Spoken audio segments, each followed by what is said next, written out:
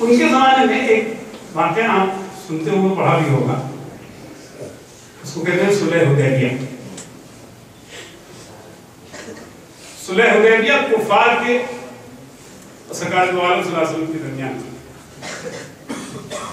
اس وقت اسلام کے ماننے والوں کا اپر ہینڈ تھا، کمزوری نہیں تھی، یقیناً کمزوری نہیں تھی۔ لیکن جب صلح نامہ لکھا جانے لگا، جیسے ہی لکھا گیا بسم اللہ الرحمن الرحیم، تو رسول کریم صلی اللہ علیہ وسلم، پیغمبر اسلام صلی اللہ علیہ وسلم، جن کا اپر ہینڈ تھا، وہ تشریف فرما تھے، لکھا گیا بسم اللہ الرحمن الرحیم، تو کفار نے اس پر آپریشن کیا۔ کیوں لکھ رہے ہیں آپ بسم اللہ؟ اگر یہ لکھتے تو ہمارا اختلاف کیا آپ سے؟ آپ سنیں، شروع کرتا ہوں اللہ کے نام سے جو بڑا رحیم ہے، بڑا کرم والا ہے۔ اس پر بھی اعتراض ہوا، اور اس پر اعتراض کو پیغمبر اسلام نے مان لیا اور کہا اے علی کاٹ دو۔ اس واقعے کو ذرا اپنے ذہن میں رکھیے، کس حد تک ہم نے اس کو، اس روح کو مانا ہے۔ چلو بھائی، یہ معاہدہ محمد رسول اللہ اور کفار کے درمیان۔ پھر اعتراض اٹھا کہ جب ہم آپ کو رسول مان ہی لیں گے تو کیسا اختلاف ہے؟ داعی اسلام صلی اللہ علیہ وسلم، ان کا مشن تھا، توحید کے پیغام کو پھیلانا، ان کا مشن تھا بنی نوع انسان کی بیماری کو دور کرنا۔ ایک لمحہ ان کے پاس کوئی ہچکچاہٹ کا نہیں تھا، انہوں نے کہا علی کاٹ دو۔ اب حضرت علی کے ہاتھ میں دم نہیں تھا، کاٹ لیتے ہیں، ایمان والے لوگ تھے۔ لیکن اس صلح کے لیے اس کے پیچھے جو مشن تھا، وہ بھی بات کروں گا، اس کی حصولیابی کے لیے انہوں نے یہ بھی کٹوا دیا۔ صلح ہو گیا، آپ چلے جائیے واپس، اس بار آپ کو عمرہ کرنے کا موقع نہیں ملے گا، چلے جائیں۔ لیکن اس معاہدے سے 10 سال امن و عافیت کے مل گئے، تبلیغ کے لیے بہترین زمانہ مل گیا۔ جو لڑائی جھگڑا ہو رہا تھا دو بڑے قبیلوں میں جو قریشی ہوتے وہ رک گئی۔ نتیجے میں یہ ہوا کہ 10 سال کے اندر یہ خوشبو جو مدینہ منورہ سے اٹھی پورے عالم میں پھیل گئی۔ مشن سے کامیابی ملی ان کو۔ آئیڈیل اسلام چاہیے لے لیجیے، اگر آئیڈیل اسلام کی تلاش ہے تو پھر خلفائے راشدین تک بات آئے گی۔ ان کے واقعات تاریخ میں بھرے پڑے ہوئے۔ ایک واقعہ چھوٹا سا، وہ خلیفہ ثانی حضرت عمر فاروق رضی اللہ تعالیٰ عنہ، آپ جا رہے ہیں فلسطین کی طرف۔ ابھی مجھے وہاں پہ حاضری کا موقع ملا ہے۔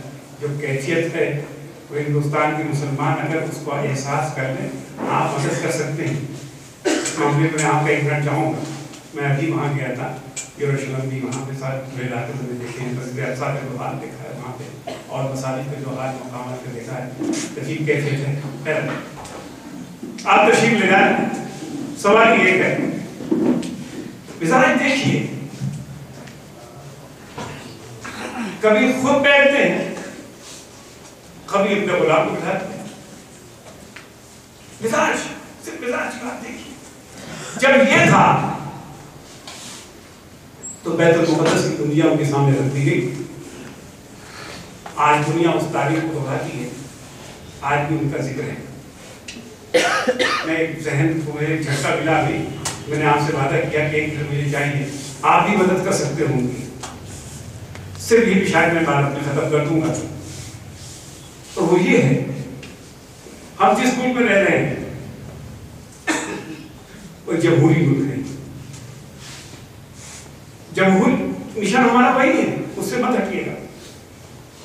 اس جمہوری ملک میں، ظاہر ہر جمہوری ملک میں ووٹ ہی بڑی طاقت ہے، اس کا صحیح استعمال کے پہلے ووٹ کی نشاندہی ووٹ کی نشاندہی کے پہلے اس کی تعداد عام اس ملک میں 25 کروڑ ہیں.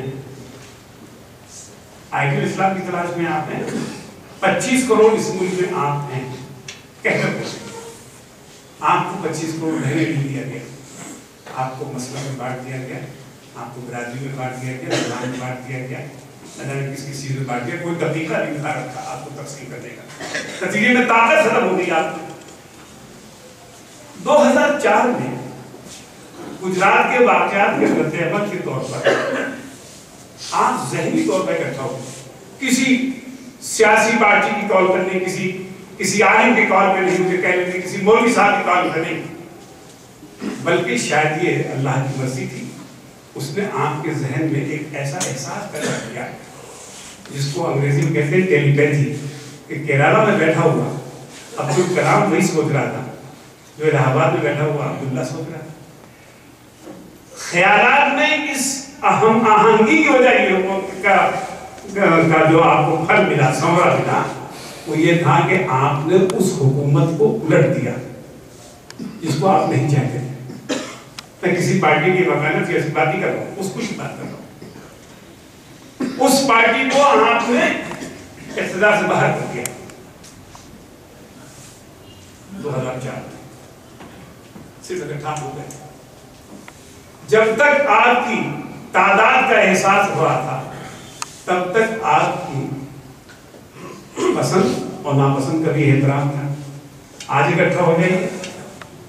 آج اگر آپ اکٹھا ہو جائیں کسی سیاسی پارٹی کے بینر کی میں نہیں دیتا, کوئی تنظیم کے تحت نہیں, صرف ایک تنظیم ہے اسلام کی ظاہری طور پر, اور ہر اس بات سے آپ اپنے کو ہٹا دیں جو تفریق پیدا کرنے والی ہے. کہیں بھی یہ بات ہو, کسی طرح کی بات ہو جو انتشار پیدا کرنے والی ہو, جو اختلاف پیدا کرنے والی ہو, جو اختلاف پیدا کرنے والی ہو, چلو اسے اپنے بتا لیں, آپ 25 کروڑ ہو جائیں گے. جس دن 25 کروڑ ہو جائیں گے آپ ہندوستان کی سنگل لارجسٹ کمیونٹی ہیں. ایک اللہ کا نام لیجئے, 25 کروڑ آواز دیجئے کہ جو اللہ کو نہیں مانتا وہ ہٹ جائے. کوئی ہٹے گا؟ جو قرآن کو نہ مانتا وہ ہٹ جائے. کوئی ہٹے گا؟ پڑھتے نہیں قرآن, چھوڑا ہے میں اوپر تیرا, پڑھے تو بہت اچھا ہے, سمجھے تو بہت اچھا ہے, سمجھائے تو بہت اچھا ہے. رسول کو جو نہ مانتا وہ ہٹ جائے. کوئی مانے 25 کروڑ خرید آواز دیتے جائیے.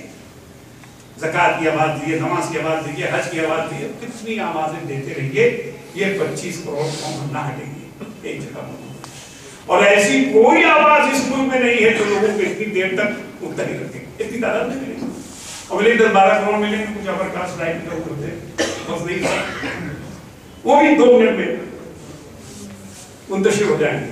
آپ پر طاقت, جس دن یہ آپ کی طاقت بن جائے گی, حکومت کسی کی بھی ہو, وہ آپ سے پوچھے گی کہ آپ کی مرضی کیا ہے. آپ نے 2004 میں جو اپنی اتحاد کا مظاہرہ کیا تھا اس سے لوگوں نے پوچھا. اس ملک میں بات چل پڑی, کبھی رنگناتھن مشرا کمیشن رپورٹ بن رہی ہے, کبھی سچر کمیشن رپورٹ بن رہی ہے, آپ کا ذکر ہو رہا ہے. ملحدوں کی حکومت بنگال میں آپ کے لیے کبھی سوچا نہیں تھا, آپ کے لیے ریزرویشن ہو رہا ہے, آندھرا میں ریزرویشن ہو رہا ہے, آپ کی چھوٹی سے اتحاد پر. اب وہ ساری طاقتیں, چاہے وہ مسلک کے نام پر ہو, چاہے وہ برادری کے نام پر ہو, عقائد کے نام پر ہو, زبان کے نام پر ہو, علاقے کے نام پر ہو, جو آپ کے اندر تفریق پیدا کرتی ہیں, وہ آپ کے اتحاد کا پارا کی شیرازہ بکھیرنا چاہتی ہیں. اور جب شیرازہ بکھر جائے گا تو اس ملک میں ایک گجرات بھی نہ جانے کتنے گجرات ہوں گے, آپ کچھ نہ کر پائیے گا.